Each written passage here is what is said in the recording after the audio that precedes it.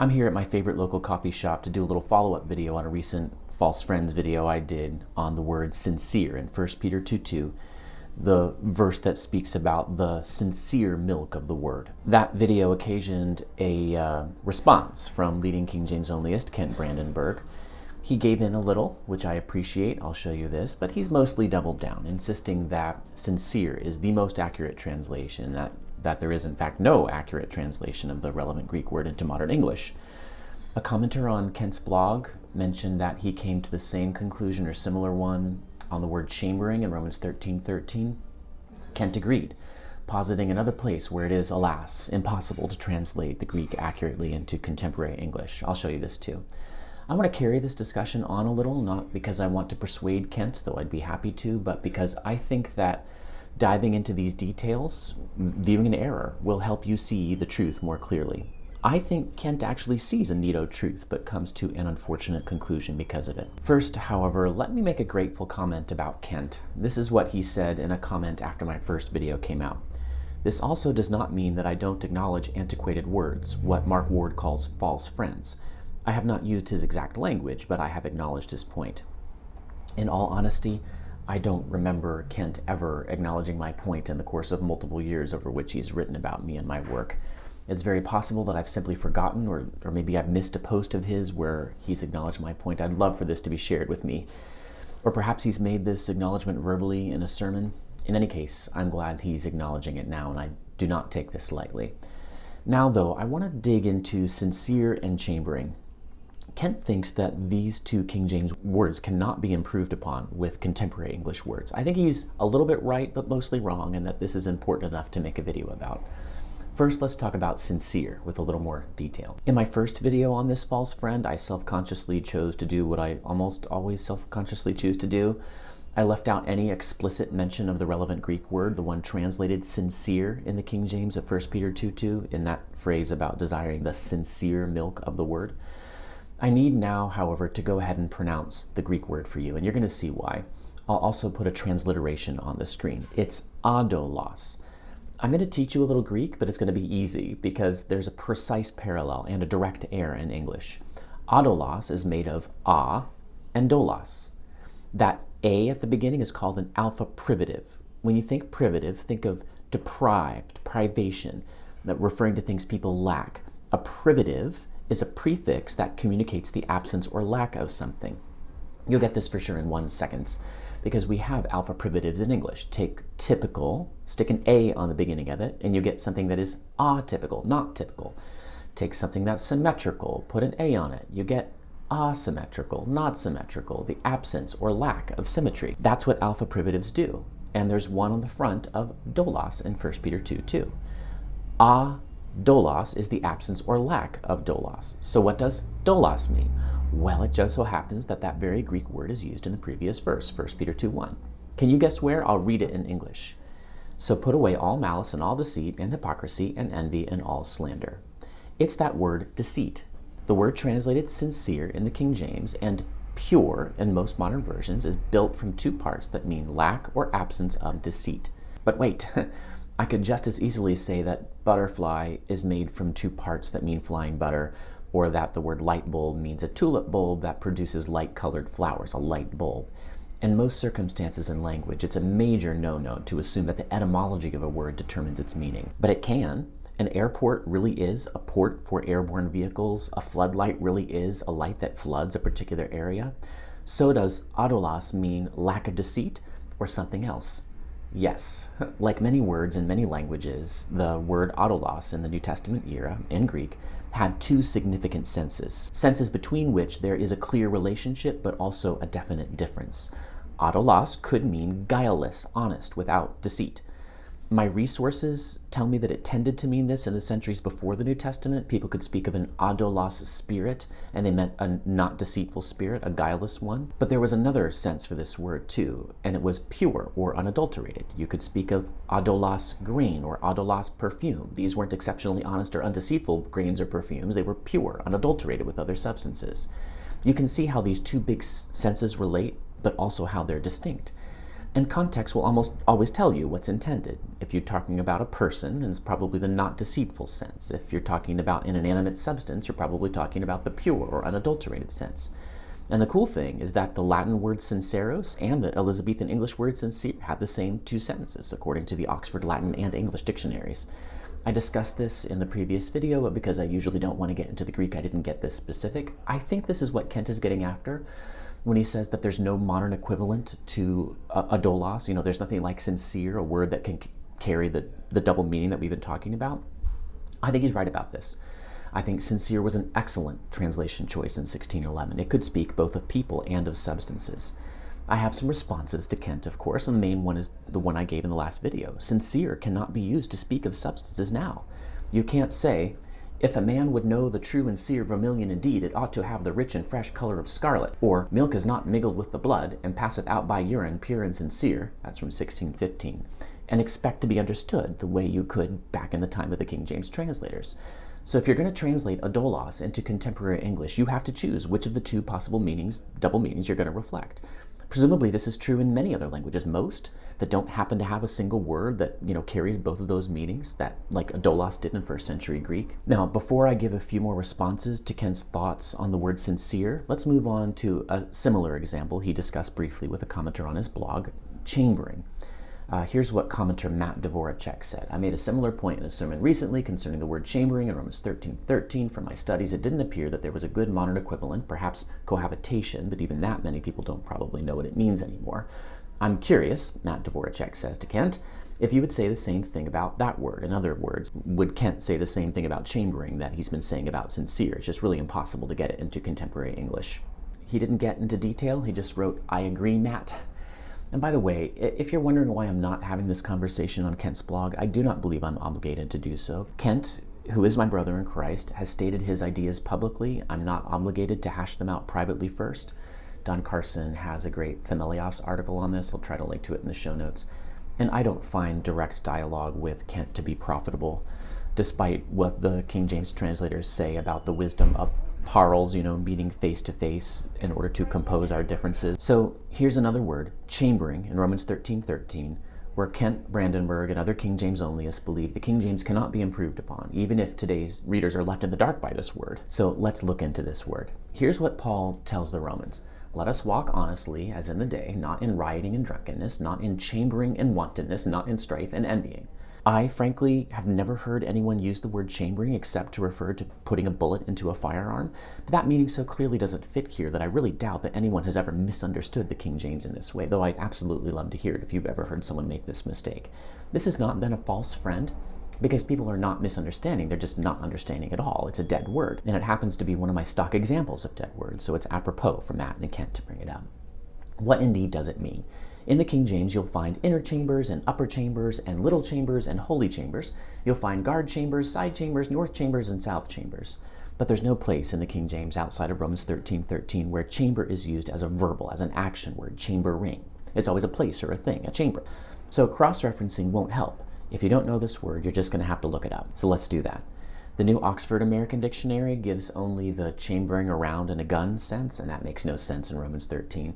Merriam-Webster gives that sense, but also to place in or as if in a chamber. That also makes no sense in Romans 13 because the context is clearly a list of sins, and placing something in a house is not a sin unless it's a murderous bomb or one of those schlocky pictures of Elvis on black velvet, I actually checked Merriam-Webster's free and paid versions, and there was no help in either one. The American Heritage Dictionary also does not contain a relevant sense.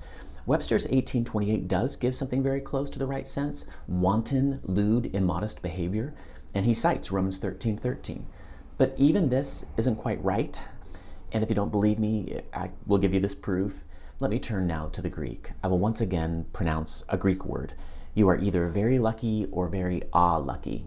And for the rest of this video, we're going to go live to the Blackburn Gardens flower drying shed in beautiful, not sunny Mount Vernon, Washington. That Greek word, switching to a new scene here, has had English children, however, and this will help you understand. The word is koite. It is indeed related to our word coitus, though of course we get that from Latin and not the Greek. The US usually says so, although octopus is actually from Greek and not Latin. Anyway, in Romans 13:13, the word Koite clearly refers to sexual activity, just like coitus in English today. But the Greek word koite can also just mean bed. Jesus uses this word koite in a parable in Luke. Trouble me not, the door is now shut, and my children are with me in koite, in bed. I cannot rise and give thee. Clearly, there's no sexual meaning here. The sexual meaning is called up by the context of Romans 13:13, which is, again, a list of sins. It's exactly like the difference between going to bed and going to bed with a girl. Context changes the meaning of bed. I have a harder time seeing why Kent Brandenburg thinks chambering is a more accurate translation, crucially more accurate, of this word koite than anything we have in modern English. I will grant that I was a little surprised to see how many modern English translations went for the word carousing, but surely the English Standard Version's choice of sexual immorality is totally appropriate. It's pretty much just right, in my opinion. Cohabiting actually isn't quite right, though it's not terribly wrong, and I think it's better than carousing. Cohabiting, I would say, is too specific. This word koite is very general, or so my lexicons say. The Oxford English Dictionary comes through for us as usual with this word because it contains the key idea that Noah Webster omitted. Chambering could once mean to behave wantonly or lewdly, that was in Webster, to have sexual relations with a person, that was not in Webster. Note, however, that the OED labels this sense as not only rare, but obsolete. No one uses chambering to mean this today. It's not English anymore, just like the dodo bird isn't an animal anymore. It was English, just like the dodo bird once walked the earth. But this sense of chambering went extinct, like the dodo bird. Maybe Kent and Matt are thinking that the Greek uses a very specific metonymy or synecdoche. I always get them mixed up. Using a related thing to name the thing itself. Marcus Moreno can tell me what's right in the comments. Maybe Kent and Matt are thinking that bed is used in Romans 13:13 to name a prominent activity that happens in it. Likewise, the chamber is used in Romans 13:13 in the King James to speak of a prominent activity that happens in it. But many other things happen in chambers, and beds for that matter, and this is a rather pedantic objection, if indeed this is what Kent and Matt would even say. Surely the important thing here in Romans 13:13 with the word koite is to get across the right meaning to the greatest number of speakers that are now living. If you really wanted to match Paul in contemporary English, you could maybe use one of our own bed or sleep metaphors for sex, like bedding people down or sleeping around. I particularly like that second one as an option. It's just probably a little too informal. There are several valid ways, I would think, to get the truth of the Greek in Romans 13:13 across to contemporary English speakers. But the word chambering is not one of them. Not anymore, right? Because it gets no truth across to contemporary English speakers. People do not know this word. It was a fine translation in 1611, I assume, but the text might as well say perschlacatella or terpex instead of chambering. Nonsense words would communicate just as well as chambering, which is to say, not at all. The last time the word chambering was used in the sense found in Romans 13:13 in the King James, it was actually uttered by a trained dodo bird in an obscure Barnum and Bailey act that wasn't very funny even then. I have put that claim on the internet, I'll have you know, and it is therefore true. A lot of King James onlyists watch a video like this one and can only hear me attacking the King James Version. I get these comments all the time. Once again, of course, I'm not attacking. Let me state clearly, sincere was a particularly good translation of adolos in 1611, and chambering was a fine translation of koite in 1611. But dodo birds can't live forever. English has changed. And God can speak contemporary English. He can. He's not stuck communicating in forms that no one really knows anymore. Okay, the plane is beginning to circle the runway, but isn't yet cleared for landing. Or like my plane last night, it's actually on the tarmac, but they can't get into a berth, and I had to wait for an hour and 15 minutes. It was terrible. Let me get back to the additional responses I promised to Kent's argument about sincere. Kent is saying, as best I can tell, that one of the reasons that we've just got to hold on to the King James, and even to use it exclusively, is that there are some places where the King James uses more accurate words than the ones we have available in contemporary English. Sometimes, as with chambering, I think Kent is simply wrong. I simply do not see how chambering was especially accurate in 1611 in a way that sexual immorality isn't accurate today. And even if it was accurate, chambering, no one knows this word, as I may have mentioned. Sometimes, however, as with sincere, Kent is basically right. Sincere was peculiarly appropriate in 1611. I've already pointed out a few reasons why it isn't appropriate today, with the main one being the dodo bird argument I can't stop mentioning. That sense has, I believe, dropped out of English. I didn't get into this in the previous video, but some dictionaries do still speak of sincere wine. They give that sense. They don't say it's obsolete, neither does the OED.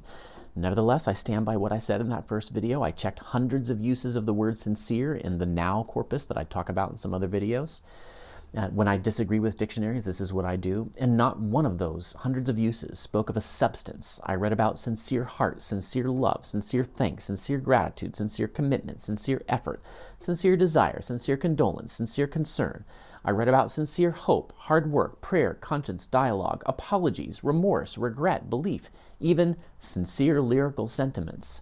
No sincere wine, no sincere grain, no sincere white, certainly no sincere milk. No substances or colors, for example, were ever said to be sincere, only humans. So I disagree with the dictionaries that still list the King James sense of sincere. They are holding on to that pure or unadulterated sense when it's gone from the minds of most educated people. It's not part of English anymore. But I'd like to say a little more about sincere and Ken's thoughts on it, as I promised to do earlier. Quite a bit more. In fact, this is where you'll learn some fun stuff about Bible translation. There is indeed a neat little wordplay going on in Peter's Greek. Put away dolos, remember that means deceit. Instead, reach for the adolos milk of the word. That's rather elegant for an untutored Galilean fisherman. But consider this, wordplay isn't always translatable, and that's okay. As Mark Twain, Abraham Lincoln, C.S. Lewis, Yogi Berra, and a red-headed YouTuber I know have all said, God gave us this situation. To choose an easy example, there simply is no way that you can translate an acrostic psalm like Psalm 119 or like all of Lamentations into any language and preserve the acrostic. You might be able to get away with starting every verse in the first strophe of Psalm 119, the first paragraph, with an A, but you're going to struggle with B, I promise. And by the time you get to Q, if you're still going, you are the pastor I once knew whose dedication to alliteration used to drive me batty, bonkers, and barking. Read commentators who are especially attuned to literary devices like Robert Alter, Leland Ryken, although he's not a commentator per se, and they will constantly be complaining that such and such clever wordplay in the Greek or Hebrew just can't really be brought into English. If it is a marked deficiency in the ESV, that it can't catch the double meaning in the Greek in 1 Peter 2:2 because contemporary English doesn't have such a word, then it's just as much a deficiency in the King James that it didn't catch and include the repetition of alpha privatives in Romans 1:31. This is one of my favorite little places of convenient wordplay in the ESV, though they got it from the RSV, I must confess. The whole verse is a series of alpha privatives. Paul is in another vice list, another list of sins. There's a textual variant here, but it doesn't matter for my point. Just listen to the Greek words that Paul uses in this list. Again, just listen for repetitive sounds at the beginning, the alpha privative. Asunetus, asunthetus, astorgus, aspandus, aneleemonas. Did you hear the alpha privatives? That's literarily elegant. Look at the very different ways the King James is forced to communicate lack or absence. It's clumsy by comparison to Paul's Greek. Without understanding, covenant breakers, without natural affection, implacable, unmerciful. Now look at the elegant way that the ESV and the RSV manage to mimic the rhythm of the Greek. I love this. They start out with alliteration, like the Greek. Then they move to a special kind of rhyming assonance and consonants at the end of each word. You'll see it. Foolish, faithless, heartless, ruthless. Neither translation, the King James or the ESV, is inaccurate, so I do not think that the King James is truly deficient here. It gets the most important meaning across. But there's no denying that the ESV is better at capturing, or at least mimicking, the literary device that Paul used and the Spirit inspired. And the KJV translators did have the words heartless, ruthless, and faithless. They just chose not to use them. And consider this. Even the King James Version did not make the wordplay in 1 Peter 2:2 perfectly clear to English speakers. They didn't give insincere for dolos and sincere for adolos, or deceitful for dolos and undeceitful for adolos. You cannot see the wordplay that Peter used there in the King James unless someone who reads Greek shows it to you. Every Bible translation in existence, in every language of man, obscures more wordplay than it preserves. And even when it does preserve the wordplay, it often has to use a different but related wordplay, like we saw with the ESV in Romans 1:31. They didn't have alpha privatives. They had to use less on the ends of words. And consider this. I'll spend some time here. The connections we see in Hebrew and Greek may or may not have been in the minds of the original writers. My literary gut says that Peter did echo doulos with adolos, but not all such echoes surely are purposeful. There is some possible alliteration in the Greek of the Beatitudes and the Sermon on the Mount, or is there? We don't always know. That's the way literary devices are. Sometimes the two words that you need to use happen to rhyme or start with the same letter or have some etymological connection. Margaret and Justin showed me very kind hospitality. Oh, where does Justin work? Ah, he works at the hospital. Now, I repeated the syllables hospital twice in very short space. Literary device or coincidence? Good authors don't come out and tell you. They just use the literary device at hand. I do this all the time. I love the way a little phrase sounds in my ear, and I write it. But it would be gauche, sort of awkward, like socially bad for me to draw attention to it. Maybe no one will ever notice the little literary device I put at this place. The same can happen in Scripture. I just listened to a podcast interview that my friend Andrew Case gave with a young scholar, Ellie Marie Weiner, who memorized the entire book of Job in Hebrew. She talked in a fascinating way of little moments of literary beauty that she had noticed in there, but they weren't all perfectly clear, even to her. Sometimes she had to guess at them. She took evident joy in this. It's part of the joy and challenge and beauty of literary artistry that literary devices aren't always perfectly objective and obvious like acrostics. One of my favorite commentators out there thinks he sees a literary device called a Janus in Genesis 39:20. Janus was a two-faced Roman god who looked forward and backward at the same time. He was like the god of doorways. A Janus is a literary hinge between segments of a text. But of course, we don't even know that Moses would have had such a concept as a Janus. Maybe he had it in mind, maybe he didn't. I've camped out here to make the point that in our zeal, our laudable zeal to preserve literary devices, we might want to be sure that God and the human authors actually put them there. If you do not read Hebrew or Greek, you really don't have any option but to trust translators to make that decision for you. Your only way around that limitation, other than learning Hebrew and Greek for years and years, is to check multiple translations. And even then, you will not see them all. And remember Twain and Lincoln and Ferguson from Clarissa Explains It All? God gave us this situation. It's okay to miss these things. You'll get them in heaven, I presume. Finally, consider this, the ultimate point, the acid test, the sine qua nothing. The job of translators is to communicate to a particular audience. And the audience for whom Chambering and Sincere worked, that audience is dead. Except for Dick Van Dyke. He's still kicking, actually. Yes, Sincere used to be a neato way to match a likely double meaning in the Greek.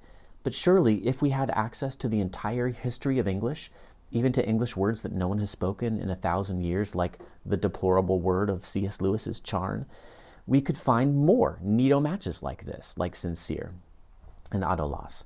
I don't know historical Englishes outside Elizabethan English quite well enough to propose any specific examples, but I do know that Old English had grammatical gender, and boy, would that be convenient for Bible translators. I've talked about this on the channel before. It'd be convenient because Hebrew and Greek both have grammatical gender, while modern English does not. It's leached away. If historical Englishes are available to us, as translators of the Bible, maybe we should just go back to the last English word for cross or throne or milk that had grammatical gender and give that form instead of the modern one. And if Kent complains that no one knows what gialtriao or senescital or milk mean anymore, I can just tell Kent that it's too bad. These words are the only truly accurate ones available. Satan or the Enlightenment or the Democrats or something took away grammatical gender. And if we want fully accurate Bible translation, we're just going to have to bring it back. Reliability is more important than readability. And shoot, in a very real way, Greek itself is part of the history of English. We could just go back to the Greek. We could say, there's no exact equivalent to the doulos and adolos wordplay in any version of English. So we're just going to have to use doulos and adolos. We're just going to have to stick them right in the text instead of the less accurate English alternatives. People are going to have to learn words like justification and sanctification anyway. What's a few more words to learn? We're not going to dumb down the Bible to match the current dumbness of the culture. This is all the fault of public schools. They can learn if they want to. Using several of these ideas to make our Bible translation more accurate, we might get 1 Peter 2, 1-2 to sound like this. Wherefore lay aside all maliciousness, and all dolos, and dissimulationa, and envio, and all against tongue, and as newbornum babums ye desire that adolas milka of the verbum, that ye may grow thereup. But if we did these crazy things I've just described, we wouldn't be translating accurately at all, because accuracy includes readability. If the vast majority of English speakers do not know a given word or sense, it's not English. King James onlyists do not use just weights. They sometimes see rightly that a King James word matches a Greek word better than do the available modern English words. That's true of sincere. But the fact that that word, sincere, is no longer understood by contemporary English speakers, in the way it was in 1611, that never ever weighs anything with King James only brothers out there. And I mean precisely what I say. They are giving away their heritage precisely by holding so tightly onto one important symbol of that heritage. I want to get serious as I draw this brief series, was that a literary device, of videos to a close. The argument Kent makes, the argument Matt makes, this is how lay people slowly lose God's word. Rome wasn't built in a day, and the Latin Vulgate didn't become unintelligible in one either. I stand on trial for the principle I was assiduously taught in King James onlyism, the principle of lay Bible reading. Praise God, King James onlyists haven't yet lost God's word. The King James is still mostly intelligible, but they've lost a lot of his words to the creeping kudzu of language change. And my King James Bible Study Project shows that it's not just lay people who are suffering this loss. King James only pastors, too, are losing the full ability to understand the King James. And I, for one, won't stand for it. I'm going to at least mount a protest. I'm going to at least make a few obsessively nerdy videos like this one. I really do just want to understand what God says in His Word, and I want others to do the same. I am 100% sincere.